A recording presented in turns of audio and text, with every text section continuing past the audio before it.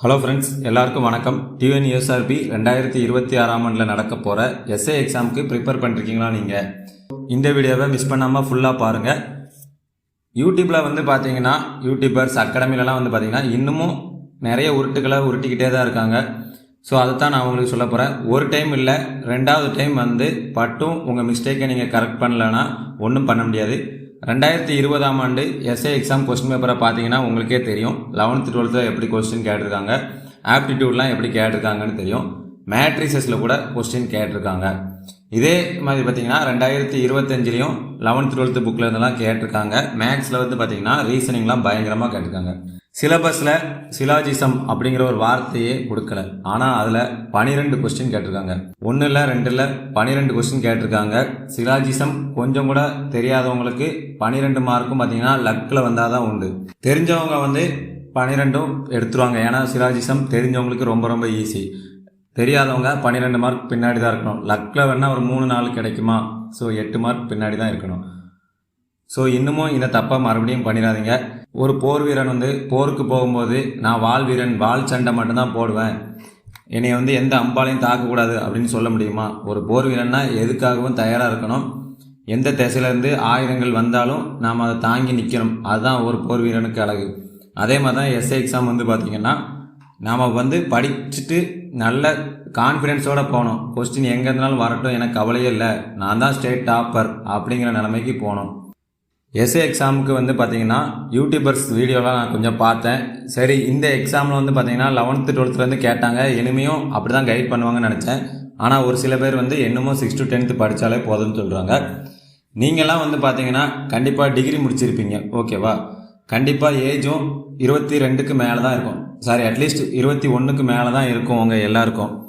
6th to 10thலாம் பார்த்தீங்கன்னா படிக்கிறதுக்கு at least உங்களுக்கு ஒரு 3 மாதம் ஆகுமா? தெரியல, ஒரு 4 மாதம் ஆகுமா? ஓகே, பரவாயில்ல. எக்ஸாம் நோட்டிஃபிகேஷனே பார்த்தீங்கன்னா நவம்பரில் தான் வரப்போகுது. இன்றைக்கி மார்ச் தான்.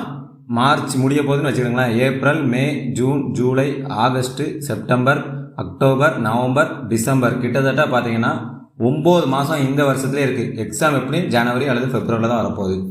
10 மாதம் குறைஞ்சது இருக்குது. நீங்கள் 3 மாதத்தில் படிச்சுட்டு அதே தான் 10 மாதமும் திரும்ப திரும்ப திரும்ப படிச்சுக்கிட்டே இருக்க போகிறீங்களா? 10th 12th வந்துட்டா என்ன பண்ண, ஐயோ மேக்ஸ் கஷ்டமாக காட்டுட்டா என்ன பண்ண அப்படின்னு யோசிச்சுட்டே இருக்க போகிறீங்களா? மேக்ஸ்லாம் பார்த்தீங்கன்னா சிலாஜிசம்லாம் RSR புக்கிலேருந்து சில கொஸ்டின்லாம் வார்த்தை கூட மாறாமல் அப்படியே வச்சுருக்காங்க. நீங்கள் பார்த்துருந்தீங்கன்னா RSR புக் படிச்சிருந்தீங்கன்னா சால்வ் பண்ணி கூட பார்த்துருக்க மாட்டீங்க, அப்படியே ஆன்சரை டிக் பண்ணிட்டு போயிருப்பீங்க. ஏன்னா அதுலேருந்து வார்த்தை கூட மாறலையே. ஸோ நீங்கள் 10 மாதமும் எப்படி படிக்கணும் அப்படிங்கிறத பார்த்துக்கோங்க. அதாவது நான் என்ன சொல்ல வரேன்னா, 10 மாதமும் இந்த 3 மாதம் படிக்க வேண்டிய சிலபஸை 10 மாதமாக படிப்பீங்களா, இல்லை எப்படி கேட்டாலும் பரவாயில்லங்கிறத தைரியத்தோட எக்ஸாமாக எதிர்கொள்ள போகிறீங்களா? என்னோட பெஸ்ட் சாய்ஸ் படிக்கும்போது நம்ம எவ்வளோ நாள் கஷ்டப்படலாம். எக்ஸாம் எழுதி முடித்த அடுத்த நாள் எனக்கு பின்னாடி தான் எல்லாரும், நான் இவ்வளோ மார்க் எடுத்துருவேன், இந்த கட் ஆஃபை பார்த்து கட் ஆஃப் இவ்வளோ இருக்குமா, இந்த யூடியூப்பில் போய் சார் கட் ஆஃப் எவ்வளோ சார் அப்படிங்கிற கேட்குற வேலையே வச்சுக்கூடக்கூடாது. ஆன்சருக்கு பார்த்தோமா நமக்கு கிடச்சிரும். ஷூ வாங்கு, சாக்ஸை வாங்கு, போட்டு பிசிக்கலுக்கு தயாராகிரு. யார் பெஸ்ட்டு சொல்லி தருவாங்களோ அவங்ககிட்ட போய் சேர்ந்துடணும். இல்லைனா இந்த கைரேற பழகணும், எல்லாமே பழக வேண்டிதான், ஓகேவா? ஏன்னா ரிசல்ட் விட்டு ஒரு 20 நாளில் வைப்பாங்க. எக்ஸாம் முடிஞ்சு ஒரு 45 நாள்லேருந்து 60 நாளில் பிசிக்கல் நடக்கும். அந்த 60 நாளில் நம்ம பிசிக்கலில் மட்டும்தான் மைண்ட் செட் வைக்கணுமே தவிர கட் ஆஃபில் நமக்கு 1 மார்க்கில் போயிடுவோமா 2 மார்க்கில் போயிடுமா அப்படிங்கிறத யோசிக்கக்கூடாது. அதுவும் இல்லாமல் எவ்வளோ கட் ஆஃப் வைப்பாங்கங்கிறத பயமே நமக்கு இருக்கக்கூடாது. ஒரு சில பேர் கீழே கமெண்ட் பண்ணுவீங்க, நீங்கள் எவ்வளோ மார்க் எடுத்தீங்க அப்படின்னு கேட்பீங்க. நான் 2023 நடந்த எஸ்ஏ எக்ஸாமில் பார்த்தீங்கன்னா 127 மார்க் எடுத்திருந்தேன். அப்போது பார்த்தீங்கன்னா ஃபுல்லாக 10th வரை தான் கேட்டாங்க. ஆனால் நான் படித்தது பார்த்தீங்கன்னா 6th to 12th வரை படிச்சிருந்தேன். அதே மாதிரி பாலிட்டிக்கு லட்சுமிகாந்த் புக்கு படிச்சிருந்தேன். அப்புறம் RS அகர்வால் ஃபுல்லாகவே எக்ஸாம்பிள் சம் எல்லாமே சால்வ் பண்ணிட்டேன். அதாவது குவான்டிடேட்டிவ் ஆப்டிடியூட் அப்படிங்கிறது பார்த்தீங்கன்னா RS அகர்வாலில் மேக்ஸ் புக்கு. அதிலலாம் பார்த்தீங்கன்னா நிறைய இருக்குது. ஆனால் நான் படிக்கும்போது என் ஃப்ரெண்ட்ஸ்லாம் சொன்னாங்க, எஸ்ஏ எக்ஸாமுக்கு எதுக்கு இவ்வளோ படிக்கிற, அதெல்லாம் தேவையே இல்லை, படித்தா டைம் வேஸ்ட்டுன்னாங்க. எனக்கு அப்போல்லாம் தெரியவே இல்லை. அப்புறம் ரீசனிங் புக்லேயும் பார்த்தீங்கன்னா சிலாஜிசம்லாம் இதுவரை கேட்டதே இல்லை.